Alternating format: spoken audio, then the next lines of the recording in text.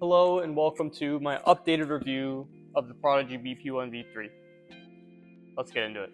So for some quick background context, one of the first ever videos I uploaded on this channel was a very poorly filmed review of the Prodigy BP1V3, Prodigy's now second biggest bag. And that was back when it was new, and I want to give an updated review now that this bag is going to be turning 3 years old somewhat soon, in a few months. So for a quick background overview, Prodigy BP1V3 is a big bag that holds a lot of stuff. We'll start with the main pocket, and in my old video, I counted that it held about 22 to 24 discs in the main compartment. Putter pouch. This holds my putting putters, that's 2. And then I can throw 4 more putters, so not drivers, of course. Putters and mid-ranges will take more space in the bag than a driver. It can hold 6. 6 is definitely pushing the limit on how many this pouch can hold. I would recommend 5 or less, which granted most people don't carry 5 putting putters, so that should hopefully work out nice. But yeah, pretty spacious top pocket there. And now for the side pockets, of course this bag has 2. There's a zipper in the back that you can zip up to collapse the pocket. I'm gonna do that on one side. If you don't have as many things, collapses the pocket, whereas this is the expanded version. You can see that mesh over here, hopefully. Again, pretty spacious pockets, very deep, can hold a lot of your items. For me, it personally holds my towels and some of my warm-up equipment. So in this pocket, I have my big towel with the Prodigy patch that just stuck onto there, and I kind of left it there. A smaller sort of hand towel, and then kind of like a frog towel where it gets really hot down here in the south, especially during these summer months. You can dip this in some cold water, put it on the back of my neck, keeps me cool, and some bug spray. And even when the pocket is collapsed, it fits all those items relatively well. I could still put a couple extra small items in there, but you know, it zips up just fine, just like that. And now for the big pocket, that is for my warm-up equipment, bands, that kind of thing, to warm everything up before the round. And again, that all fits in there pretty well. And then you have one on each side, magnetized pockets, even though for me, the magnets have actually stopped working after 3 years. Part of it might be because of just overall general use. And in my old video, one of these didn't work anyways, but now neither of them work. Overall, I haven't really found that to be much of an issue. If I put an item in there, normally it stays in there pretty good. The only time I've had an item fall out is when I've had a yard sale, like when the bag tips forward and everything falls out. So I wouldn't really put that as fall in the bag. We have 2 water bottle holders right here. They came a bit tight, but then you throw a 32 ounce like Nalgene kind of bottle in there and they open right up. And they have sort of a raised side, so you can kind of put the bottles in like this and shift them down. Makes it easier for you to put those bottles in. And then you have a front pocket here for minis is mostly what I do, and then I have a small thing of sunblock in here.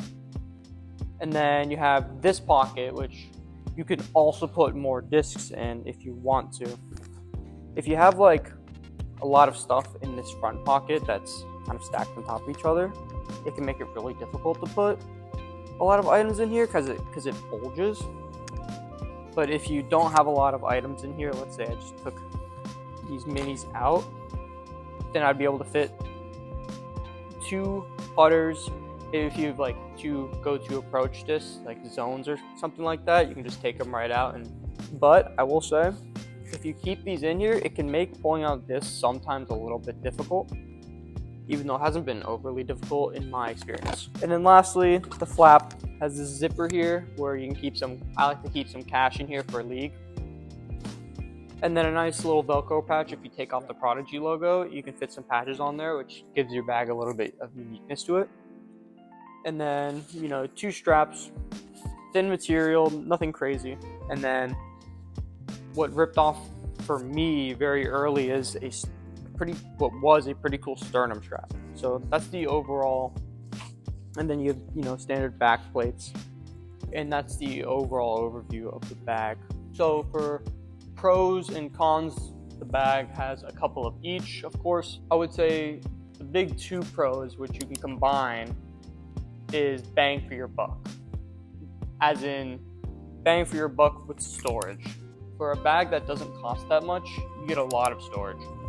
And for the price point of $120, you can fit 35 or however many discs you carry. More discs than you need. You can fit them in here along with all of your items. Even you can fit lunch in here or a rain jacket, something like that. And a lot of bags for this price range won't have as much storage, even though, to be honest, a lot of people don't really need this much storage, in my opinion. In fact, when I first got this bag, I kind of underestimated how much storage it had, and also I used to bag way more discs than I do now. Kind of bold, minimalized, that kind of stuff. So, in fact, I am finding that I have a lot of empty pockets. Like this front main putter pouch or whatever you want to call it hasn't had discs in it for a couple of years now. The big cons or negatives for this bag is definitely weight and comfort.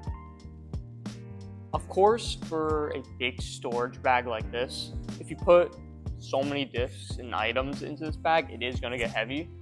And if you are playing, 2 rounds in one day tournament, or like a 2-round 1-day tournament type thing, and you do a lot of walking, you are going to get tired. The other thing I have to address is the comfort. The biggest thing, especially with the comfort, are the rigid pads that come with the bag that you insert.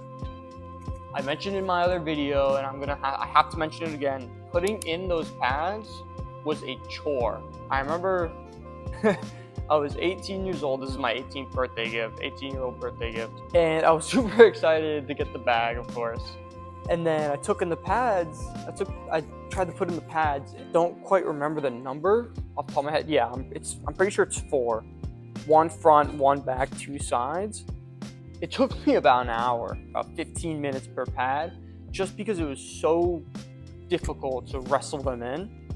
And actually, I have taken out 1 pad since then, which I will discuss now. All I need to do is take out my disc first to really show you. Alright, so I have turned the lights on just because what I want you to see is very difficult to see.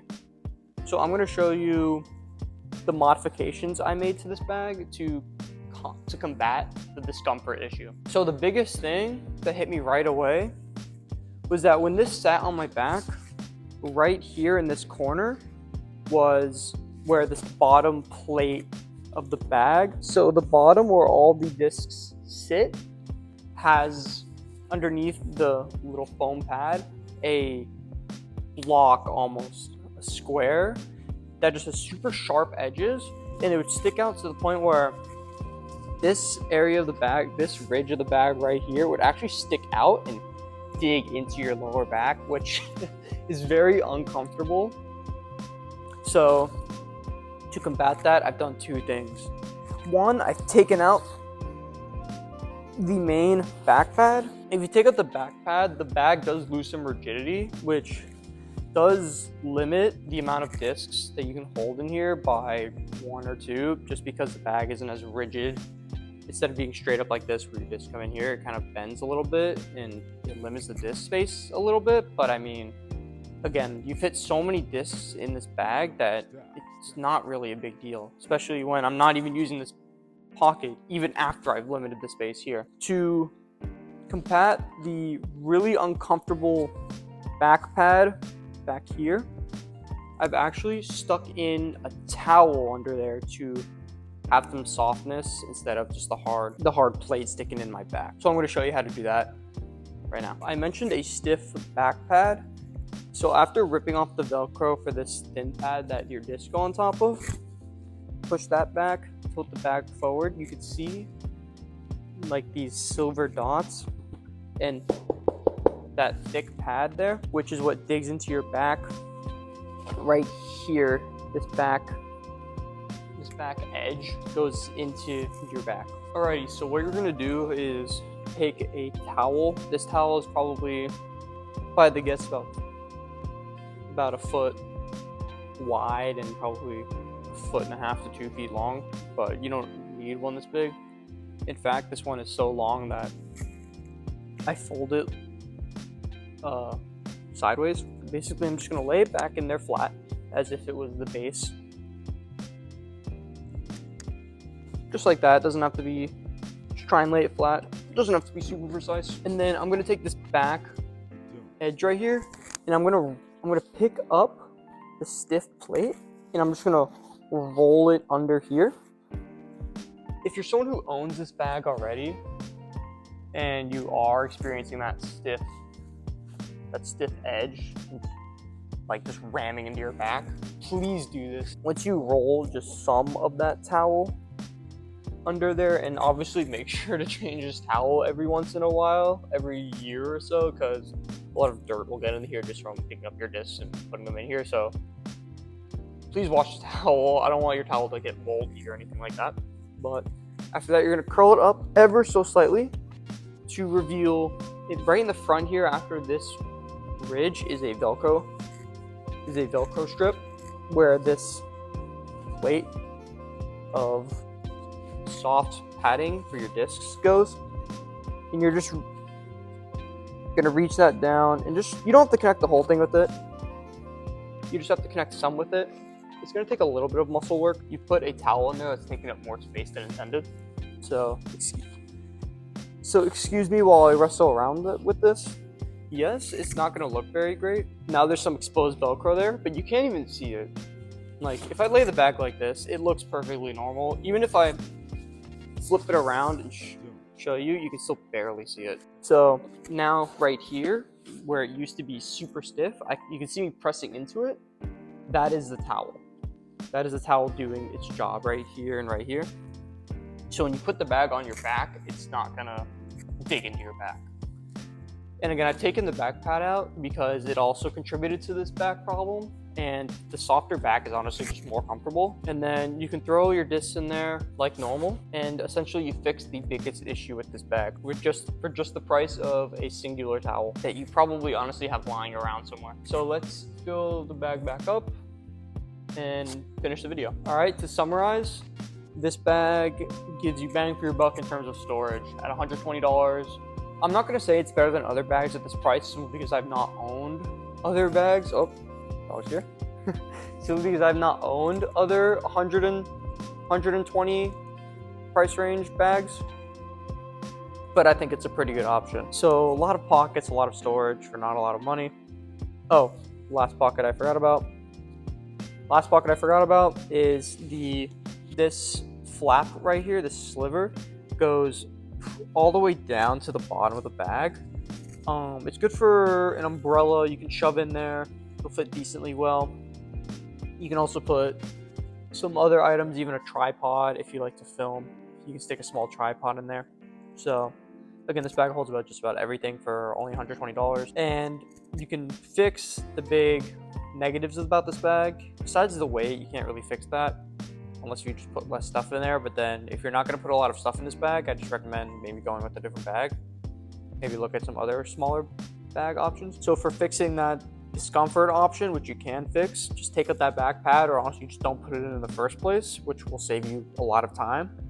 And then do what I did earlier and take a towel and shove it underneath that firm plate in the back, just to prevent the bag from digging into your lower back. So overall, I do still recommend it.